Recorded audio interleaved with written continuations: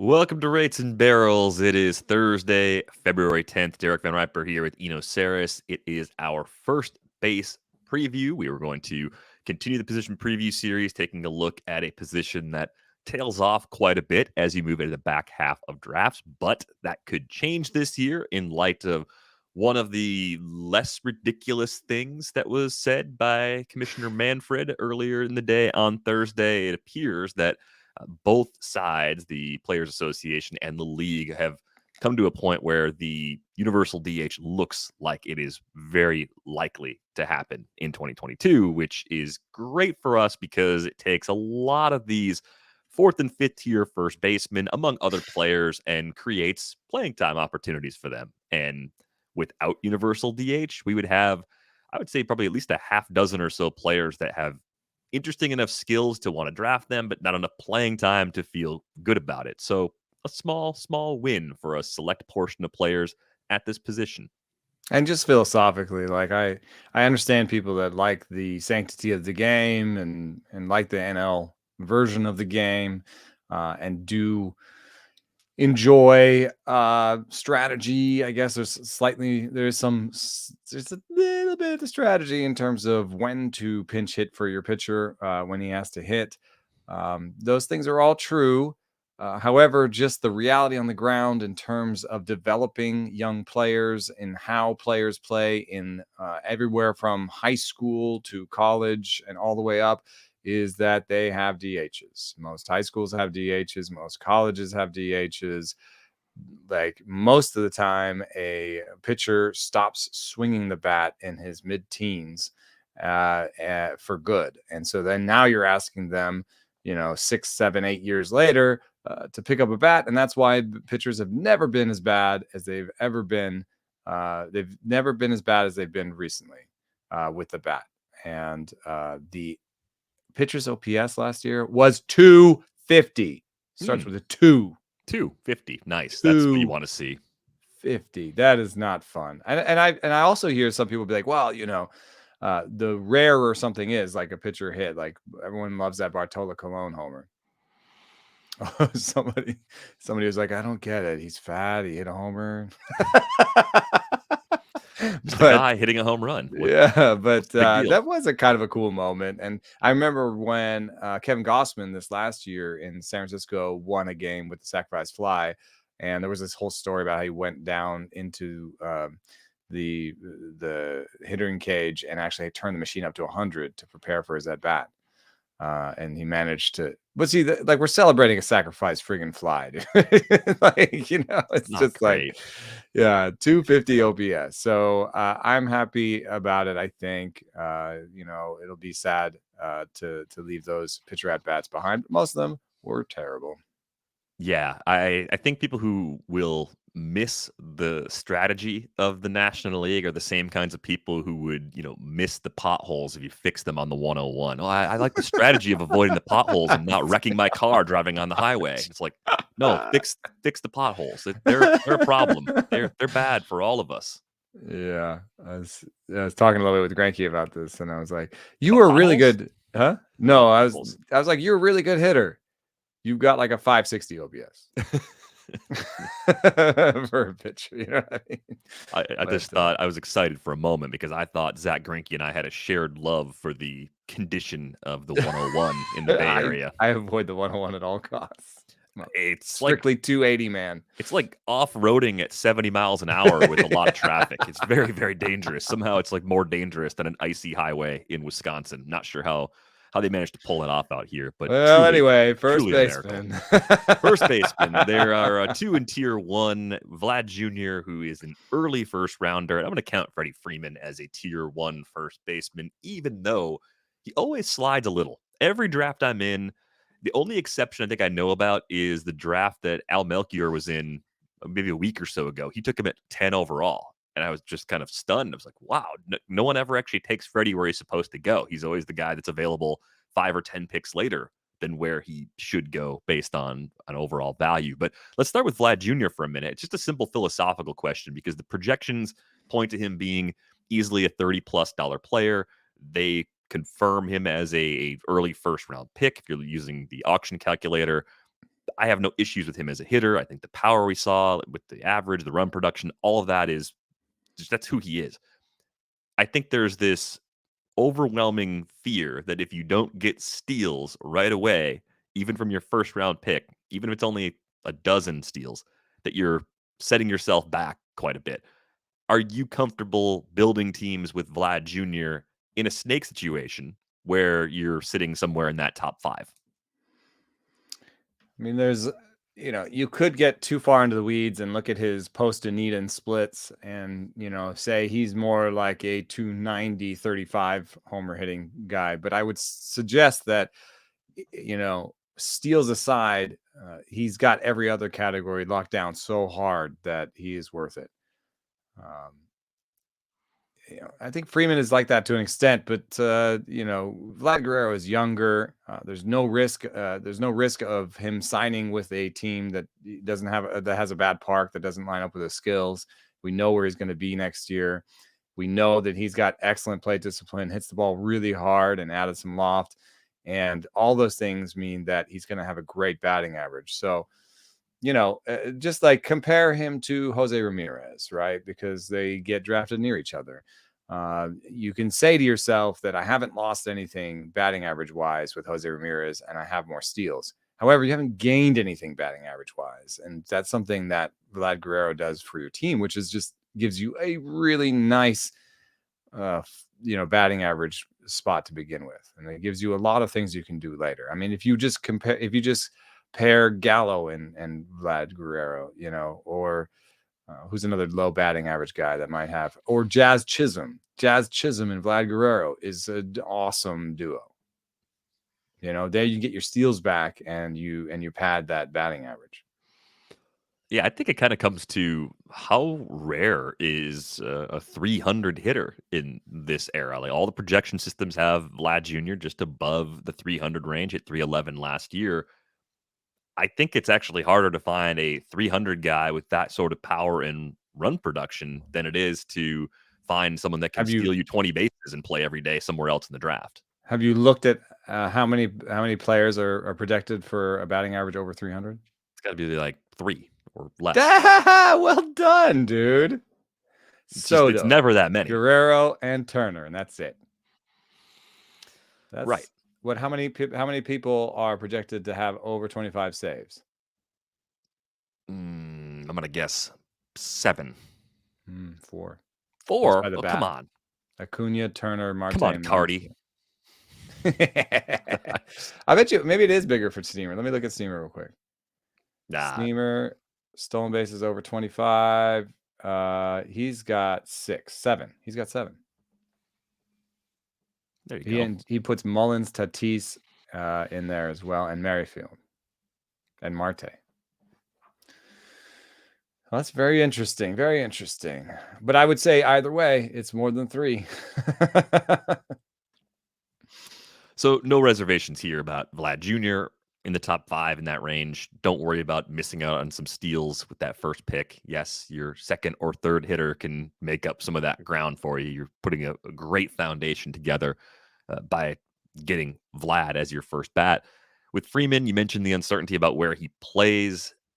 Atlanta, the new ballpark they built there has been a little funky in terms of how it's played over its lifespan, right? I think year 1 versus year 2, there was a pretty big difference, which is why park factors are so important to look at over a multi-year stretch. And we've talked about this with Britt before. It seems like he's going back to Atlanta. Like there's a more than a non-zero chance that he does in fact leave and ends up in Los Angeles or somewhere else, right? But it also doesn't seem to me like a bad team is going to go out and plunk down the money it's going to take to draw Freddie Freeman away from Atlanta. So even if he leaves, it seems like there are paths for the lineup support to be similar and possibly for the park setup to actually be better. Yeah, that's interesting. I'm looking at this right now. Braves is 7th most hitter friendly, and it does augment some of the things that make Freddie Freeman great, like singles and doubles. And the only place where it doesn't augment is triples, which is not one of Freddie's specialties. But what are some teams that he could sign with? There's no team that he could sign with that ranks better by Savant's traditional park factors. Unless he signs with the Rockies. I mean, that's a crazy idea. I guess the Red Sox could be in play. The Red Sox, yeah. Yeah, the Red Sox could be in play. Reds aren't signing him. Orioles aren't signing him. I doubt the Nationals are signing him, even with the NLDH. Doubt the Phillies are signing him. What are the, Dodgers are 15th most hitter friendly, but they augment homers. So maybe it's just a slightly different looking line from Freddie Freeman where he hits a career high in homers, but his batting average is a little bit down. That's a possibility. That wouldn't be a terrible outcome for him. Have we heard any other team involved? The Cubs would be a surprise one. I think that would be maybe a bad move for him. That would be a bad outcome for park purposes for sure. So the Padres surprising us all and going way past the luxury tax, but I just don't see that. The Giants coming out of left field. Yeah, I think Boston would be one of the positive outcomes that hasn't come up in rumors. I also know they're probably living pretty close to the tax right now too. So similar problems to a team like San Diego. Really seems like he's going to stay. Right. So assuming he stays, I mean, this is a position, as we're going to go through this episode, it does tail off quite a bit. Like I don't have a case against Freddie. I think it's weird that I don't end up with him on more teams because he does a lot of the same things that Vlad Jr. does well, and he's done it for a very long time. And yet I think more people than not find a reason to just go do something else, to take a different position, maybe to get their first pitcher, to try to find someone that steals bases, right? Everyone always has an excuse not to draft Freddie Freeman as their early or mid second rounder. Yeah, by auction value, he ends up, let's see here, 3rd, 6th, 9th, 12th, 15th, 16th. His ADP is 19th. So that's actually really nailing it because you're going to have 3 or 4 pitchers ahead of him. However, that also includes Sal Perez and JTL Realmuto, who are not normally drafted ahead of him, and that's really dependent on having a 2-catcher league. So maybe he actually is drafted a little bit behind his auction value, but at $27, let's just round him to 27. Right at 27, you've got Ozzie Albies, Bo Bichette, Manny Machado, who I think a lot of people are taking over him because A, he steals bases, and B, he plays third base. Aaron Judge is close. I don't see him being picked over him. Kyle Tucker is projected for less and gets picked over Freeman. And then in terms of starters that are projected by the bat to be over $27, you have Wheeler, Scherzer, Burns, Cole, and DeGrom. So it's actually 5 pitchers ahead of him. So there's a lot of reasons to not take Freeman, but after you get past Cole and Burns, I think there's a little bit more injury risk with Scherzer and obviously DeGrom. I would want to take a bat in the 2nd round if Cole and Burns are gone, I think. So then it would be against Albies and who do you think I'd be choosing against? I've chosen Devers over Freeman near the end of that round. I don't know if I would. I think I might choose Manny Machado over him. I mean, it's like 30 cents in the auction calculator, and I'd rather have some steals, I think. I don't know if there's that much of a difference in steals. I mean, Freddie had 8 bags last year. Machado is getting close enough to 30 now where you could say, well, okay, sure. He might only get 8 bags next year. Yeah, I don't know if we can confidently expect a lot more. A handful of bags for 10 to 15 points in batting average. I think I'll take the batting average. I think Freeman's the slightly better option. I think the power looks like it's a tick more stable too. Projections, though, it's interesting. There's a higher projected home run total for Machado pretty much across the board.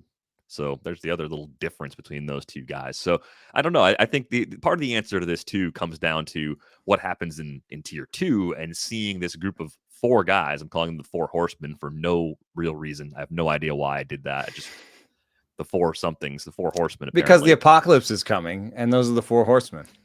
Yeah, I mean, it could be at this point. I'm not ruling it out. I'm also not panicking. I'm like, well, hey, We got pretty close to the apocalypse in 2020, so let's yeah, we had a brush we with have it. some practice. So the four players I'm referring to: Matt Olson, Paul Goldschmidt, Pete Alonso, and Jose Abreu. I mean, there's really no signs of those guys slowing down. Two of those four guys had pretty big improvements to their strikeout rates last year. That's Matt Olson and Pete Alonso. Let's start at the top of that group. Olson goes a little earlier than the rest. There's obviously the possibility that he gets traded out of Oakland. Whether that happens post lockout before the season begins or mid-season, we don't know for sure. But the fact that he made those changes already and has already had this year-over-year StatCast run that really fortifies the power he's shown gives me a lot of confidence in him as a steady early rounder. Like he's taken the concerns we had about his batting average 3+ years ago, and he's done a really good job erasing those by bringing the K rate down to 16.8% in 2021. Yeah, in expected extra base hits per plate appearance, the best first baseman in of all of no, sorry, Guerrero's up there. He's fifth in baseball. That guy. The best of the four horsemen is Matt Olson. And then there's a name that I will reveal later. And then you get Muncy, Freeman, Hoskins, Alonso. So you pay your first baseman to be a powerful bat, and so that's interesting that there's 5 first basemen in the top 25 by expected extra base hits. But that also makes you kind of be like, oh, I can get it later. I can get it later. I like Olson and Alonso a lot. I love the K rate improvements. I love that Olson might play somewhere else next year. I think that he's got a really good situation now, and then if he gets traded to the right place, it's an even better situation. For his power, Oakland's a power suppressing place because it's so cold. And I don't expect that Olson's the Oakland's going to be very good next year in terms of runs and RBI. But if he ends up in San Diego or someplace like that, he will have a better situation around him. So if we're going to rank these 4, and you're talking about, what was it? Alonso, Olson, Goldschmidt, and Abreu. Yep. Because of age and some regression that's already seen in the numbers, I'm going to put Abreu a very easy 4th, and maybe not even in the tier. I'm not sure. I go Olson, Alonso, Goldschmidt. And I think that's how ADP is going. But if there is like a value in there, I think it might be Alonso, because 11 picks after Olson, and I have Alonso and Olson as very comparable. I think what's going to happen, and I've seen tweets and different responses to pretty much every Pete Alonso pick on draft boards, it seems like a lot of people are in agreement on Alonso being undervalued right now, which means he won't be undervalued for long. It's going to be Olson versus Alonso as a straight up toss up as a late 3rd rounder and a 15-teamer. I think that's where we're headed. It's interesting to be a late 3rd round bat, because what you will see is if you took a pitcher in the first 2, then you can take Alonso. If you didn't take a pitcher in the first 2, there's a lot of pressure on taking a pitcher in the 3rd. And so you'll have to really do what you kind of did in your most recent draft, where you're like, hey, YOLO, I'll take a pitcher later and take Alonso in the 3rd. You know what I mean? So I think that's probably why there's some pressure on his ADP there, especially since he's not a steals guy, right? So it's a little bit weird to, like, let's say you've gone pitcher, right? And Alonso's there. You're kind of like, well, I'd rather take someone like Mullins or something because I need some steals, right? Mm-hmm. And if you didn't go pitcher, you're like, God, I really need to take a pitcher. In fact, I think this is kind of the theme for the position, right? It's like, don't forget first base. First base can actually get scarce, and it does get kind of ugly late. Don't forget it, and don't always be like, well, I need a pitcher here. Well, I need steals here. Well, you know what I mean? Because if you do that, you look up in the middle of the draft and you'd be like, oh, wow. And I did that recently in a draft. I ended up with Walsh and Schwindel as my 1 and 2. And, it's okay, but it would have been better if I gotten Alonso earlier.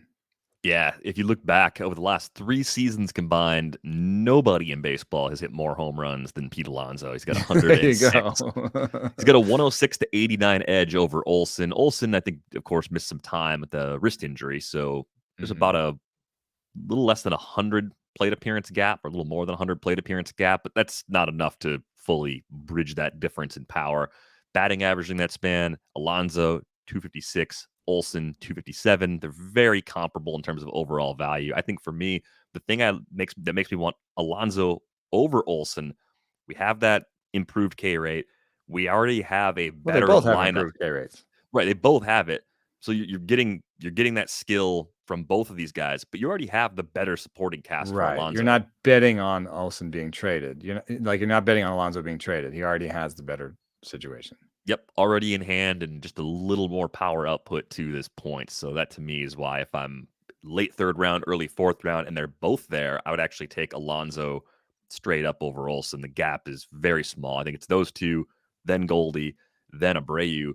Goldschmidt, I think, was really an early oatmeal pick a year ago, and it still kind of feels that way now. Like I don't really understand what he has to do for people to feel good about drafting him. So, I mean, the average last year, 294. He's hit 290 or better every year since 2013, except for 2019, his first year in St. Louis. He hit 260 that year, which didn't ruin you because he still popped 34 home runs. In every full season since 2017, 30 or more home Even runs. stole some bases again last year. 12 for 12 as a base stealer. So if you get that again, great. That's a bonus. Maybe you only get 5 or 6, but you're probably getting 5 or 6 more than a lot of other people are getting from their first base spot. So best barrel rate of his career, best hard hit rate of his career. He's 34, so I guess there's that working against him compared to Alonso and Olson. It's not a good year. I mean, 34 is old in baseball. Right, but is that, given what we're talking about skills-wise for Goldschmidt, is that enough reason to be less than enthused about him at that price? I mean, it is interesting. He's the only first baseman in the top 12 that is projected to have any value in the stolen base category. Yeah, I mean, he's not a bad pick, man. I just, he's not sexy, and I hate to admit some bias there, but like, you kind of want to go sexy in your first 4 or 5 picks. It kind of feels like I'm taking an old man here. But if there's any softness to it, like, he's got right now a 49 ADP according to Fangraphs, just like 2 ahead of Alonso. I bet you Alonso is going to move up, and Goldie might move down. And if you're talking about sneaking Goldie in the 4th, I like it. Then I'm starting to say, "Ooh, I just got a good batting average and 8 steals for my first baseman in the 4th round." It's just like in the 3rd round. Oh man, I'm gonna have to think about this, taking the pitcher in the 2nd or the 3rd, because there seem to be a lot of values in collecting in the bats in the 3rd round. I didn't like the pitchers that were there at the 3-4 turn from a late round position. I'm in a slow draft right now, 15 teams, 13th Was Urias there for you? He wasn't, I bet. No, he wasn't there. I got really lucky and got Urias in the 3rd and won, but I doubt that luck is going to continue. I think Sandy Alcantara was the best on my board, and I couldn't do it. I got him in my top 10. So you'd probably do that in that spot, but I think I would have. And who'd you take instead? In the 3rd? Let's see. Who did I take in the 3rd? Mullins. Mullins was still there. Oh, but that's a nice steals package right there. Yeah, I was surprised that he was still there. But hey, you got to play the board as it is. Staff when you're done, because you took your first starter in the 10th round or 9th round. Yeah, 10th round. Tyler Mahle. That's old school, man. That's how that's when I first got into fantasy. That's how I won my leagues. I said I will not take a starting pitcher until the 10th round. But here's the thing about strategies, whether it's too early closers or pocket aces or waiting on pitchers. I think the best strategy is being able to play multiple strategies, being prepared to adjust to whatever combination of things that are happening in your draft plus your draft position, and just reacting and adjusting to that. I'm not going to sit here and say you should always wait on pitching, because I don't think that works for everyone. I don't think every board falls that way. I think there's a lot of middle ground for how you should attack any particular roster build. So keep that in mind. I'm not the guy that's going to make 12 teams this year where I don't draft any pitchers in the first 7 rounds other than closers. That's not quite what I'm after. Jose Abreu, you mentioned some concerns maybe that he doesn't belong in the tier. A little bit of a batting average slip compared to Paul Goldschmidt. Obviously doesn't give you the bags that Goldschmidt did either, but another 30 home run season, over 100 RBIs, again, 86 runs scored, a good accumulator, and only a year older than Goldschmidt too. So it's not like you can't look at Goldschmidt and say, well, he's a little younger, so I'm okay with it.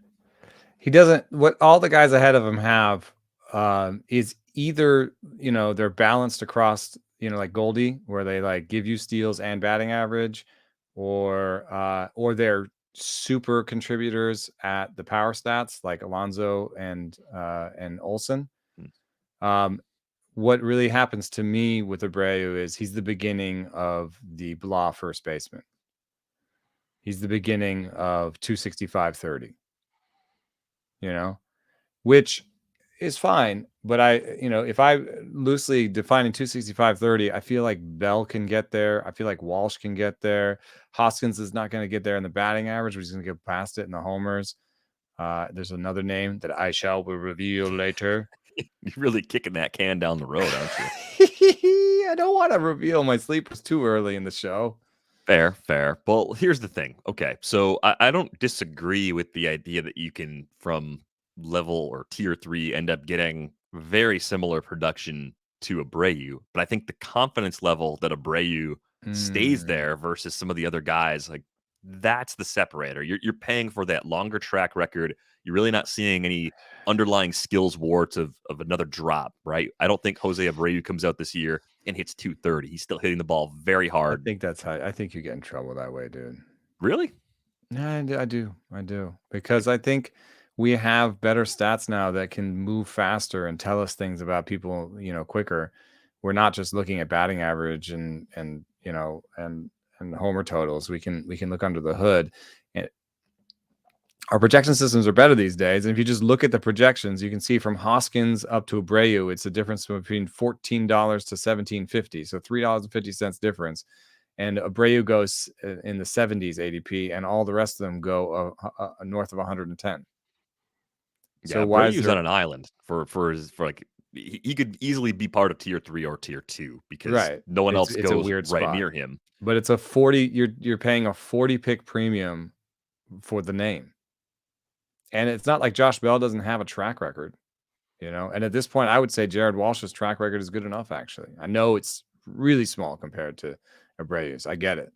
But in terms of the stats that we need to see, barrel rate, reach rate, that sort of stuff, I think Walsh is, and Hoskins has established himself. It's almost, so. I think the other guy that I can't name has really established himself. You're making this such a big deal, and I think people are going to be like, oh, it's that guy? What a surprise. Yeah, right. So, tier 3, the group here, we're talking about Ryan Mountcastle, DJ LeMahieu, who's already been featured on a couple of episodes, Jared Walsh, who, mentioned already, Cronenworth still qualifies at first base. CJ Cron is a part of this, which another year in Colorado makes him quite a bit more interesting. Josh Bell, Rhys Hoskins, Ty France. Tyler Stephenson has first base eligibility. You're really not using him there. Right. Joseph Votto and Maxwell Muncy. Ding. No one is surprised. Like, not a single person listening is surprised. Shut up, Jesus Christ. Joey Votto had a better expected extra base hit rate than Freeman, Hoskins, and Alonso last year. Joey Votto, if you've seen a graph of Joey Votto's, I should have pulled that before this. If you can see a graph right now of Joey Votto's hard hit rate, StatCast hard hit rate, it's just the weirdest thing you'll ever see. There's an old man who just changed everything, used weighted bats, changed his approach at the plate, and is now in the YOLO portion of his career where he's just going to swing hard and try to hit homers. And I love it. And I think it's worth buying. The other name I really like, the other two names I really like in this tier, three names are Walsh, Bell, and Hoskins. So Votto, I think you can wait on, but Walsh, Bell, and Hoskins, I think, are younger guys. They're a little bit less age risk involved. I don't really see a problem with all those guys. In fact, I think they're under projected because they are all projected for 580 to 600 plate appearances with NLDH now. I think that Hoskins and Bell are even safer than that for more plate appearances. And at this point, Pujols is gone. I don't know why we're projecting Walsh for 583 plate appearances. So I like all those players in this tier. I think of this group, I'm generally not in on Mountcastle because we've talked about the changes at Camden Yards as a right-handed hitter, especially that could cost him a handful of homers. Terrible plate discipline. I mean, just awful plate discipline. Yeah, there's just some real-life flaws in his approach that make me very skeptical of him being year over year the type of consistent player he needs to be to make value at this price. Walsh, I would guess that the concerns would just be that maybe he loses some starts against lefties or something. They just throw somebody else out there to take some of that playing time. Maybe that's the playing time leak. But they're not flush with bats. It's not like you look at Anaheim and you're like, oh yeah, those guys have extra bats. No, they certainly don't have that as they are currently built. Definitely missing some depth there. I think Josh Bell is fascinating because we knew when he left Pittsburgh, that was a pretty big park upgrade. And I would say kind of similar to maybe the way that Paul Goldschmidt's season started, it didn't look great on paper at first for Josh Bell. By the end of the season, he was back to being the guy that he was at his best in Pittsburgh, with the only real difference being 27 homers instead of 37 homers. But when you think about, year of the rabbit ball and start adjusting for that, I guess that's not that much of a surprise. But a 53.5% ground ball rate from Josh Bell. And it's kind of amazing he accomplished what he did with that still being the end point. It was down at 44% when he hit 37 home runs a couple seasons ago, by the way. He's a solid player. There's no question in my mind that he's going to play nearly every day. I think he's almost one of your last safe accumulators, and there's much less batting average risk with him than there is with Hoskins. But even with that, I think a lot of my builds in the early rounds are affording me enough buffer and batting average where I generally prefer to take Hoskins. Yeah, because I think I'm getting a surplus in power and I can take that little hit. Maybe it's a 20-point difference in batting average between Bell and Hoskins at season's end. I'm comfortable taking that because I think Hoskins still has a shot to pop 40 homers. Yeah.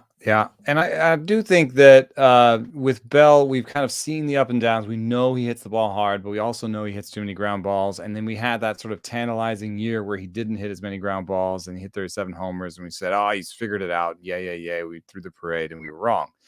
So, I think now we have a good idea of who Bell is. And we aren't going to necessarily project him for a 40% ground ball rate and 35 homers and so on and so forth. But with Hoskins, I just have, it's a little bit smaller of a track record. I think that we may not have seen the very best season from him. I think he could actually calm down the fly ball rate a little bit and benefit from, closing a hole in his swing. Like if he was able to do a little bit more with the high pitch. And so therefore we could see, a year where the K percentage is better, where the BABIP is better because he's not hitting 50% fly balls. So, I think there's still a possibility for like a 275, 35 homer season from Hoskins, that kind of where he puts it all these different skills together. We'll see. There certainly is the risk of the other way of going 220 with, 28 homers or whatever. Yeah, I think the only thing I'm really curious about with Hoskins, once we get to the point where players go to whatever spring training is this year, is he completely fine coming off of the surgery he had for a problem with his lower abdomen. I don't know if that was like a sports hernia or what exactly that was. I haven't seen anything that confirms what they fixed, but it's been long enough where I'm on the side of optimism just in terms of a typical timetable for those types of injuries for him to come back and be at or near 100%. You mentioned Votto. What's nice about Walsh is he kind of sits in between all of these where he has a little bit of a strikeout rate. Yeah, he hits a little bit too many ground balls, but he doesn't hit as many ground balls as Josh Bell. And, he may not strike out as much as Rhys Hoskins, and he does have quality batted balls where he's now hit, for a 12% barrel rate basically every year of his career. So if you don't like the risk that's embodied by Hoskins' fly ball rate and strikeout rate or Bell's ground ball rate, Walsh is kind of your in between pick. How comfortable are you with Cron as your regular first base option? If you miss out on these guys, right? A run happens and Walsh is gone, maybe Bell's gone. Hoskins versus Cron. I mean, is that more of a what have I done so far? Do I need the average, or do you think there's a clear gap there where Cron is draftable, but maybe the mid to back part of this group? The risk for me is health with Cron now. Yeah, knee issues. I'm a little surprised that he had 142 games last year because I owned him and I felt like maybe he just let me down near the end of the season or something where I just felt like I was missing him at times when I needed him. And that's coming off of a 52 plate appearance 2020. So, I do think that Cron is okay, but if you do Cron, I think you really want to have a solid corner infielder that's a first baseman and probably a utility guy that's a first baseman so that you can move everybody up. You know what I mean? Like you need to have basically a backup plan.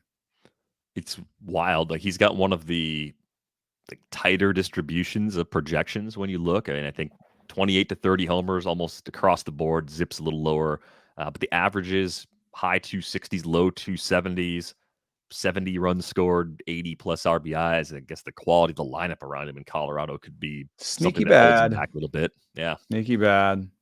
Yeah, but he fits ends in up this being range. Projected for exactly the same number as Jared Walsh. But who's going to play more? Who do you think is more likely to play more next year? Wow. I think I'm on the Walsh side of that one because I think so. Cron's never got to 600 plate appearances before. And Ever. even when he gets to the power as consistently as he does, the runs and RBIs relative to the power output are light everywhere he's been. It's He's not just been on bad teams mostly. Yeah, the Rays in 18, the Twins in 19, the Rockies last year. I guess those aren't all bad teams. Maybe they just don't put him high in the lineup. Everyone sort of thinks of him as like an extra piece. Yeah. I mean, the difference for me though, like if he didn't have half his games at Coors Field, I probably wouldn't want him at this ADP at all. Yeah. And somehow I almost wonder if he's slightly underpriced relative to how stable he should be in that ballpark. It's he's a little bit higher in like a best ball league, right? Yeah. But I think you're right. I think really want some of those weeks. Like a lot of these players we've talked about so far, because they play every day and they don't have a lot of long-term health issues, you're not as worried about backing them up with another first base eligible player early. I think you do have to make that sort of adjustment for Cron, and maybe you have to make that for Hoskins too, given the abdominal injury that we mentioned. Maybe Votto, given the age, but yeah, and if you're taking that flyer on Max Muncy with the elbow injury he's got right now, you're going to want to back him up. Hardest guy to figure out where to draft right now. Because by projections, they give him 525 plate appearances. He's the best in this tier other than Mountcastle, Yeah. This group kind of runs out in the pick 160 or so range and usually run from 100 to 200 overall with our third tier. But I had to break this into two groups because we've got this other cluster, which looks like a dead zone for the most part, or maybe it's a space with some opportunities. But that includes Anthony Rizzo, still a free agent, Alex Kirilloff, who I believe had a wrist injury last year, Trey Mancini, Jonathan Schoop, and Yuli Gurriel. And in my head, I'm kind of like, Kirilloff's exciting. So if I were taking a shot, I like him out of this group. Rizzo, in the right circumstances, might still be a good accumulator. So I can talk myself into him. Mancini gets dinged like Mountcastle does. I think it's interesting that Mancini's cheaper, this much cheaper than Mountcastle. I think given the cost difference, I'd actually be more comfortable with Mancini. And then Schoop, I keep worrying that as that team gets better, he's among the players that starts to get pushed out playing time wise because of his limitations. So especially with the specific names that they could call up. I mean, Torkelson pushes Candelario to first, and are they Schoop is serious playing at about first. playing Torkelson at third? Well, either way, it gets crowded at the corners Torkelson regardless. will push Schoop off at first, and then at second, who is he battling? Willie Castro, Isaac Paredes. Goodrum, Paredes. Goodrum's gone, so one fewer. Where'd he go? DFA or non-tendered? Wow, I missed that. Second base is where you put people, so maybe he just gets put there and he's fine, and that's all right. But also with second base eligibility, you're just more likely to buy him thinking about second base, I think. But which could be fine. A little bit interesting in draft and hold because he has CIMI. So really, he's technically he's a 4 position guy. That's kind of interesting. It's nice to get a lot of playing time for a he just reasonable doesn't end price. Up on my, he doesn't end up on my teams. He doesn't have the sort of plate skills that I like. Comerica is where barrels go to die. So he doesn't end up on the forefront of my list. Rizzo, I've gotten some shares of Rizzo. He just is just a decent quality player, and he could end up back in New York, I think. And if he does, I think that's a good situation for him. Belt is perennially undervalued. And then a name I like out of this list for sure is Nate Lowe. And I know there's a lot of people who make a big deal out of there are some flaws. Like, he has not produced well against high velocity in the past. Also, his barrels and his powerful contact tends to be the opposite field, which is not ideal. But I see him a little bit like, and I'm going to say Vlad Guerrero here, but I'm not saying he's like Vlad Guerrero and he could be Vlad Guerrero now. What I'm saying is I think he could be one fix away. You know what I mean? It's like when you take a guy and you say, hey, all your barrels are the opposite field. If you just pulled those barrels, you'd be better. Like, that's kind of what I'm seeing with Lowe. It seems harder to hit opposite field barrels than to hit pull side barrels. I think so. I mean, it's more important to know how to pull barrels, but it is harder to hit opposite field barrels. So you're kind of like, hey, you're doing the hard thing. Now we need you to do the thing that every power hitter in baseball needs to learn how to do. And yeah, I mean, he could maybe not do it, but I also see them just playing him. So his projection is for a $9 player, right at the level of Belt, actually equal to Mancini, but available 50 picks later. Mancini's by the bat is a 1050, low is 9. I mean, 50 picks later. So, if I get into trouble and Rizzo's gone, I'm waiting for Lowe. What are you doing with Alex Kirilloff? I do like him. And he goes right by Rizzo, and the needle is towards the positive end in terms of he gets that wrist together. That's a little bit concerning. And then he puts more than 494 plate appearances up because he's playing every day, because I think that's what the Twins want. But the projection as it stands is for $7 compared to Rizzo's 11. So, and they go kind of near each other. So that's a little bit interesting. You'd have to really, in your mind, be like, I see Kirilloff as a 600 plate appearance guy. Because if you do that, then you can make him an $11 guy, just like Rizzo. Yeah, I'm very intrigued. And I think similar to what I said about Hoskins, and maybe even more important for Kirilloff as a younger player too, I just want to make sure his wrist is good to go spring training wise. Just schedule. Is he on the same schedule as everybody else? Once we get that, I wish he'd had the season he had without the injury, because then I could be like, then I could look and be like, hey, 13% barrel rate. I like that. I like the max EV and the average EV were good. He didn't strike out too much. There's a lot here to say, hey, this is a 24-year-old guy who debuted, hit the ball hard. I wish he hadn't hurt himself. The player that I'm constantly wrong about at first base is Yuli Gurriel, and I don't see anyone taking away his playing time at a glance. I mean, they have to bring in someone else, I think, for that to happen. He's 37 now. He turns 38 in June. And, it's not typical first base power there, but late batting average. If you have to make up ground in batting average for some reason, and you want to get runs and RBIs and slightly below average power output, I think that's what Gurriel has brought to the table for most of his career. That 31 home run season in 2019, okay, that's an outlier. Clearly, that's not coming back. But do we get one more year that looks pretty similar to what he's done in 2021 and even going back to, I would say, 2018? Well, this is fascinating too, because it falls into our conversation the other day about replacement level and what you would do when someone is hurt. And so we've got Kirilloff, who's going 175 by ADP. You got Gurriel, who's going 199. So, but Gurriel is projected for 60 more plate appearances for 552 compared to Kirilloff's 490. So, Gurriel with more playing time is projected to be worth less, right? Mm-hmm. So I know I said the other day that it was Jordan in Finland, but I got that wrong. Alexander Chase has some pieces at Pitcher List about what you do with playing time and replacement level. And, I think it's solid to think, if Kirilloff is hurt early on, still needs some recovery or something or this or that, I can go get a first baseman off the wire, and that guy will be worth some amount. And so therefore, I'd rather take Kirilloff, who will be better when he's in. I think there's a good argument to be made for that. Now, that's not always the case, considering how deep your league is, what the situation is, how he got hurt, how he's missing time. But I do think that Yuli Gurriel is more interesting in deeper leagues, in draft and holds, in places where playing time is everything, and the fact that he's just going to go out there and play, boom, set and forget. It's boring, but it's good.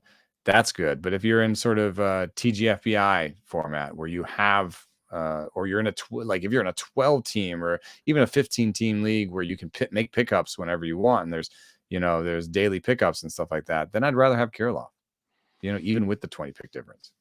Right, because the gap between Gurriel and some of the available first base and corner options on the wire should be pretty small, given the categories in which he falls short. Last tier here, the 200 to 300 range overall players. A couple of these names came up a little earlier. Bobby Dalbec, Brandon Belt, Frank Schwindel, Nate Lowe, Luke Voigt, Miguel Sano, Spencer Torkelson, Lamont Wade Jr., Jesus Aguilar, and Rowdy Tellez round out this group. We saw Rowdy! Well, we saw the K rate improve from Bobby Dalbec late in the year. The raw power is off the charts. If they don't bring in someone to push him for playing time, it's more of the internal Tristan Cassis development that I think he has to worry about. So do you see enough there in that late season improvement from Dalbec to want to take a shot on him late? Our guy, Jason Collette, is a big fan of Bobby Dalbec. And has been banging the drum for him. I like when I see, you do these rolling graphs at Fangraphs. You can do these 15-game rolling graphs. What I like to see is that Dalbec's reach rate got better over the course of the season. And he was striking out at a below 20% clip for a little bit there. And for the sort of last, I'd say 30 games of the season, he was striking out below 30%, which is huge for him, because if he maintains even a 26, 27% strikeout rate next year, I think he will explode. He's got really, really good batted ball quality, 20% barrels over his career so far. That's ridiculous. It's really high. It's really, really high.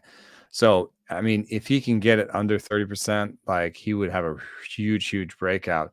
And in fact, he's the kind of guy where it is almost worth protecting your batting average early so that you can put him in as your CI and say, man, I just got a shot at 35, 40 homers really late in this draft. And the reason I did it is because I took Vlad Guerrero early or whatever it was, So I really like Dalbec. The thing that makes me a little bit worried is that if he's starting for you, you are also starting all that downside risk that he strikes out 35% of the time and is more Chris Carter than you want. Yeah, So, that's a concern with this profile, but the Red Sox were a top 5 team in runs scored last year. So the setup, aside from the raw power, the path for him to do a lot of damage in all the counting stats is right there. So I think it really depends on the amount of risk you've taken to that point. So he's certainly in the and could do it and don't have to. It's not like a go get him in all 12 leagues you play in this year, but it's a yes, in the right circumstances, this makes sense because there was enough there late last year. there has been a recent development also that we mentioned. The NLDH at the top of the show creates more mitigation strategies for Bobby Dalbec. The only problem is that it doesn't usually create batting average guys. If you think about it, a lot of these new DHs that are created probably aren't going to be a benefit in batting average. I suppose, a Seth Beer, Bobby Dalbec combination could work pretty well at this point. There's a fair amount of risk, but you've got two exciting young players, one with a better batting average than the other, and both maybe more likely to play today than they were yesterday, or at least Beer is. I guess those waiver replacements you're going to be picking from, players who are playing more because of the DH being added to the NL. If you're only looking for a 235 or 240 average from Dalbec to begin with, that's right. I guess you're only trying to replace a 235 batting average. Yeah. You're not trying to replace a 270 or 280 guy with a 240 guy. Like that to me sort of works. So I'm on board. Keston Hero was a name that we put forth as benefiting from the NLDH, and this 100% he does, and he has been working on a swing. But it also makes Rowdy Tellez a more surefire thing, right? Like, just to have the DH there, you look at Rowdy Tellez's projection, he's projected to be replacement level in a 15-team league, but that's at 421 plate appearances. I kind of take the over on that now that there's a DH. Yes, Keston Hero might be a big part of that, but it also just means that Rowdy has some chance to play at DH. And some of those days when he wouldn't be in because of his defense, he can now be in because of his bat. So I think this makes Rowdy, to me, Rowdy is not as interesting as Bobby Dalbec, but he's kind of like my Bobby Dalbec in a way, where it's like, I love the batted ball quality. The strikeout rate is way better than Bobby Dalbec's. And here's a guy who's combining basically a 12% barrel rate with a 20% strikeout rate, which is something I kind of love to have hand in hand. With the DH, maybe he's closer to an everyday player, and all those projections are light on his plate appearances. Chasing cheap power, Bobby Dalbec or Miguel Sano? I'm going to take Dalbec because Sano has demonstrated that he is what Bobby Dalbec was, right? Yeah, we're almost 2,800 plate appearances into Miguel Sano holding a 36.5% career K rate. Right, exactly. So, and I think that's actually kind of an argument for Bobby Dalbec too, which is just like, hey, worst case scenario, Sano, and best case scenario, who's a guy who's really lopped, like an Alonso or Olson, and maybe not on the same level, but maybe Dalbec could, if he cut like 5 or 6% off his strikeout rate like those guys did, then he's gonna join that top 10, 15 in first base next year. Yeah, my memory stinks, so I'm trying to think of sluggers that had 33+% K rates that got him down to the 25 range, and we were like, yeah, Stanton's one. Stanton's a big one that I always remember because your strikeout rate does improve until you're 26, 27. Thing is, Dalbec is 26 already, so Stanton kind of entered the league younger. Yeah, Stanton entered the league as a 20-year-old, so I think that's it's a tougher sell for me. The other players in this group, so just kind of real quick, in out on these guys. Frank Schwindel, any excitement there? I love the strikeout rate, man. I think he's fine. I think that they're going to play him. I don't think they're going to sign Rizzo, and even if they do, like, now we have an LDH. I think Schwindel is an oatmeal for me. I was happy to put him behind Jared Walsh in my draft and hold. Okay. How about Luke Voigt? There's a chance that he's not in New York, and that might affect his power output. I mean, everybody wants to put him in a Matt Olson trade. And that would be not the greatest outcome for him, but also he would mean more playing time.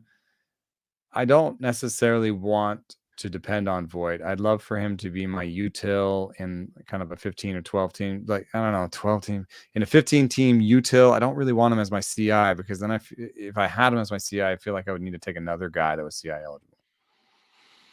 Let's go to Spencer Torkelson.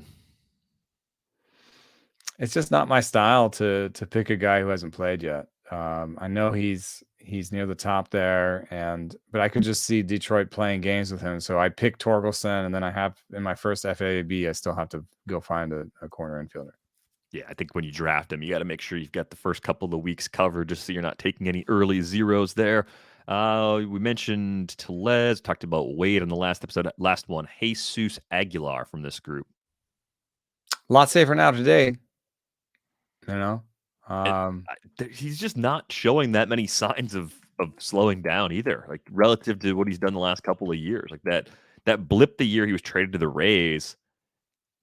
I'm more convinced now that he's still pretty stable, but the wild thing with him, look at the gap between his RBIs and his runs. He drove in 93 runs last year. He scored 49 runs. I mean, he's like the one good bat on the team. No, they've got a couple others, but yeah, I mean that's what happens is when no one's driving you in, because you've got a really skinny lineup. However, that lineup is improving, right? Just going out and getting who do they get? The Avi, Avi Garcia. Yeah, Avi Garcia, and I feel like they're not done too. I feel like they'll spend some money when they come back. So all these things, and his projection as it is better than all the rest that you've mentioned. So I'm in, and I think I wouldn't be as worried. The thing about him is that I wouldn't be as worried about what do I do week one, right? As I would be with, he's a safer pick. It's kind of, him and Schwindel are like, okay, he'll be in there from day one. He may not have the upside of a Lowe or Dalbec or even Tellez, but he'll be in there from day one. He'll probably accumulate all year. So I like Aguilar. We mentioned some names that were sort of boosted by this news today that would become slightly better, quote unquote, sleepers. Maybe Tsutsugo, Darren Ruff, Keston Hura, Seth Beer, depending on the health of the shoulder. And health of the shoulder is much more worrisome than health of the abdominal, I think, with Hoskins. Shoulder can have a big deal year over year. I guess Lewin Diaz has a shot now in Miami, and Matt Beatty, maybe. I don't know what's happening in LA, but Matt Beatty is first base eligible and may get a lot more playing time now. Yeah, I worry with Beatty that he's just not going to unlock more game power. I wonder if Edwin Rios ends up being the player that picks up that extra slack now that he's probably healthy again. So especially since Beatty has some defensive abilities, whereas Rios has very few, and so therefore maybe goes right into the DH position. I would like to put out my apologies right now for the Padres, because they can barely put together the bottom of the lineup. Adding another position that they have to man with zero money in the coffers is going to have to be some sort of magic trick. Although AJ Preller does sometimes pull up the magic tricks. If there's some way that he can replace Hosmer with Olson and not give up Hassel, I will doff my cap to him, sir. Or he'll just play Hosmer because he has to.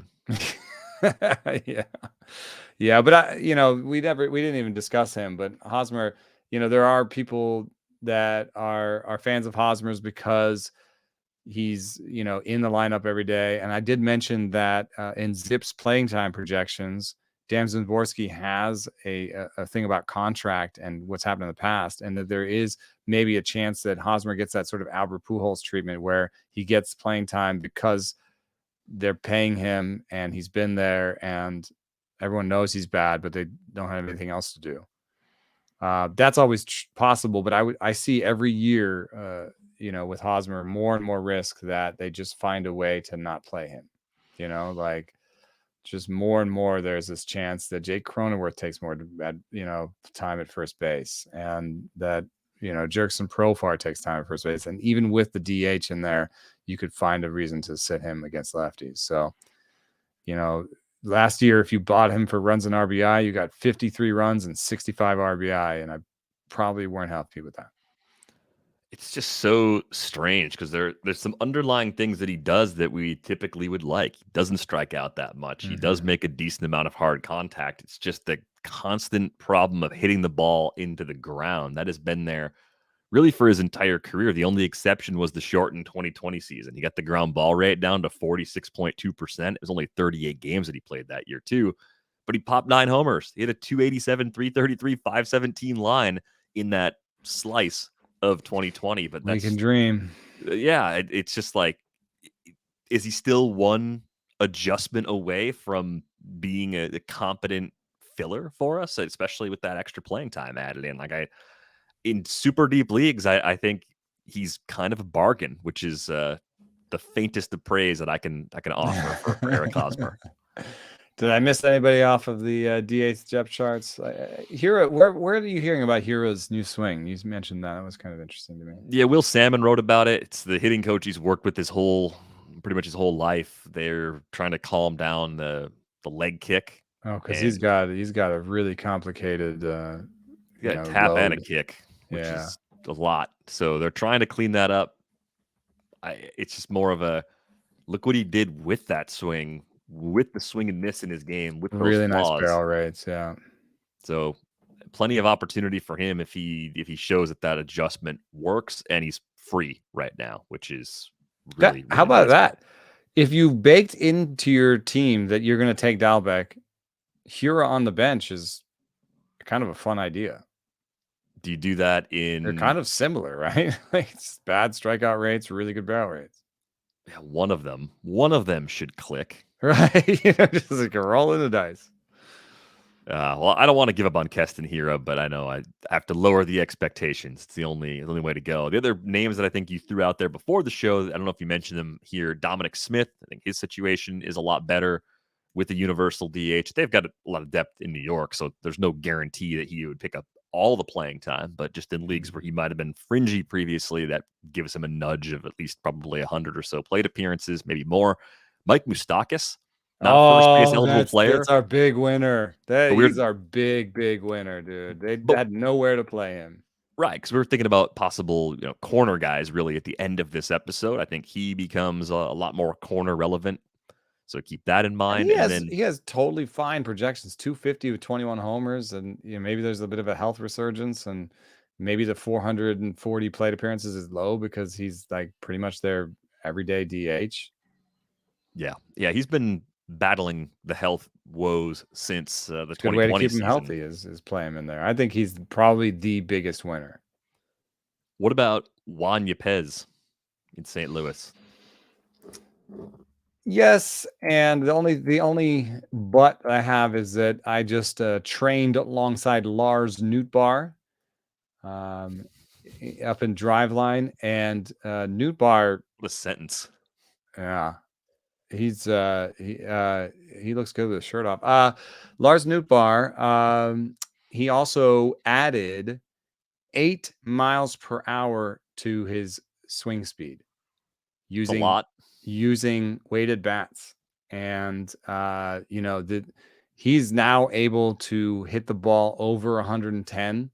I saw him do it a couple times in training, and so if you got somebody like that, Yepez makes good contact. He's really up the power recently, so he's got some things going for him too. But Nootbaar has played in the big leagues, right?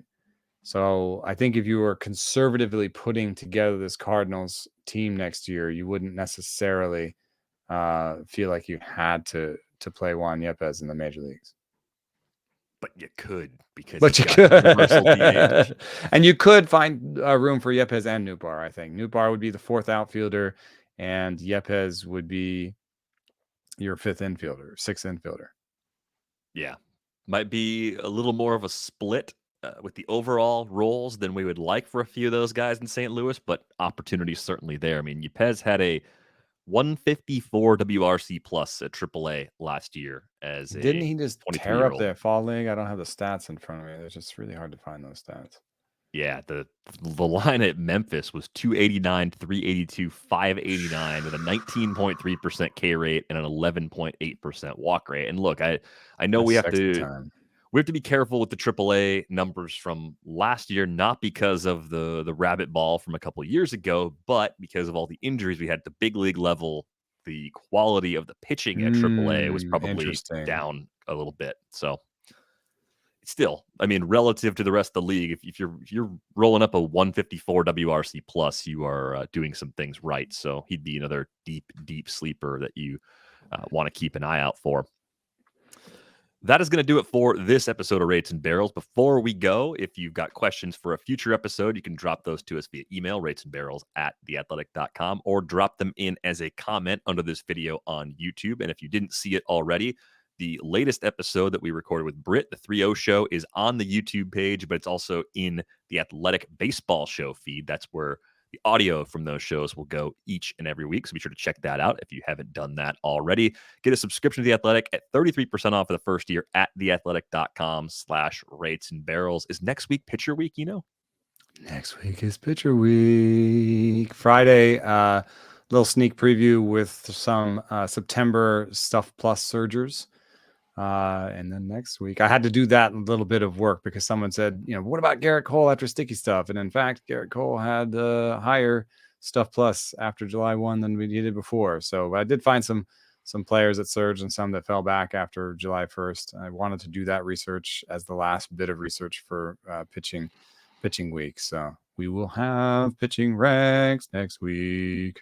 Yeah, at least 2 episodes of the pod, might be more than 2, depending on how things break. It's hard to get all the pitchers into 2 episodes. Plus, we got to get to it is relievers actually at some kind of point. unfair if you think about it. How many shows do we do for other positions? And then we're just going to fit pitchers into 2? Well, that's why it's like outfielders. I was like, is it 3? Is like the outfielders get a whole week too? So we're we're trying to get through as many players as we can in a reasonable number of episodes. But if it takes extra episodes, we'll have those. But that is going to do it for this episode of Rates and Barrels. We are back with you on Monday. Thanks for listening.